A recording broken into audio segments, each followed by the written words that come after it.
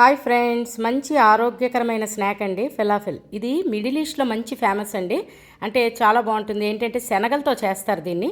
శనగలు మనం over night నానబెట్టుకున్న తర్వాత, అదే కాబూలి చెన్న ఉంటుంది కదా, దాన్ని నానబెట్టుకున్న తర్వాత పక్కన పెట్టుకుని వాటిల్లోకి మనం మిక్సీలో వీటిని గ్రైండ్ చేసుకోవాలండి. మిక్సీలోకి పచ్చిమిరపకాయలు, అలాగే కొద్దిగా సాల్ట్, వెల్లుల్లి రెక్కలు, ఉల్లిపాయ ముక్కలు, కొత్తిమీర, ఈ శనగలు నానబెట్టినవి వేసుకుని కొంచెం కోర్స్లీ ఆడుకోవాలండి, మరీ ముద్దలు ఆడేసుకోకూడదు. ఆడుకున్న మిశ్రమాన్ని మనం ఏంటంటే మనకు కావలసిన షేపులు, మెయిన్ ఇవి ఏంటంటే అయితే రౌండ్గా ఉంటాయి, లేదంటే కనుక మన బిస్కెట్స్ ఉంటాయి కదండి, ఆ షేప్లో ఉంటాయండి.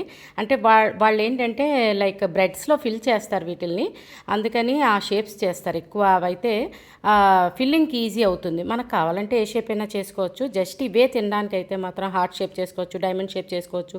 చూడండి, అవి అలా కోర్స్లీ ఆడుకున్న తర్వాత నేను చూపించిన విధంగా ఏవైనా చెప్పాను కదా షేప్స్ చేసుకుని, అంటే పిల్లల్ని అట్రాక్ట్ చేయడానికి వీలుగా ఉండేలాగా మంచి షేపులు చేసుకుని అలా పక్కన పెట్టుకుని, మనం అయితే ఇవి డీప్ ఫ్రై చేసుకోవచ్చండి, లేదంటే ఎయిర్ ఫ్రైయర్లో, లేదంటే మైక్రోవేవ్లో కూడా వీటిని మనం టోస్ట్ చేసుకోవచ్చు. లైక్ చూడండి, అలాగా నేను ఇవాళ డీప్ ఫ్రై చేస్తున్నాను.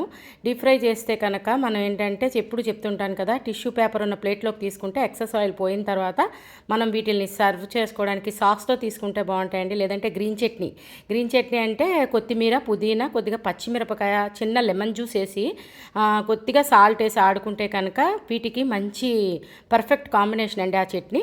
అలా తీసుకుంటే చాలా బాగుంటాయి. దానికి చూడండి, అలాగా చెప్పాను కదా, మనకి ఎన్ని కావాలంటే అన్నీ చేసుకున్నవన్నీ కూడా మనం అలా ఆయిల్లో డీప్ ఫ్రై చేసుకుని తీసుకుంటే కనుక చాలా బాగుంటాయి.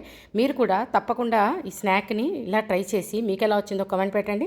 ఛానల్ సబ్స్క్రైబ్ చేసుకోకపోతే సబ్స్క్రైబ్ చేసుకోండి. ఒకవేళ చేసుకున్నట్టయితే కనుక ఫ్రెండ్స్తో, రిలేటివ్స్తో తప్పకుండా షేర్ చేయండి. కొత్తగా చూస్తున్న వాళ్ళు తప్పకుండా నా ఛానల్ సబ్స్క్రైబ్ చేసుకోండి.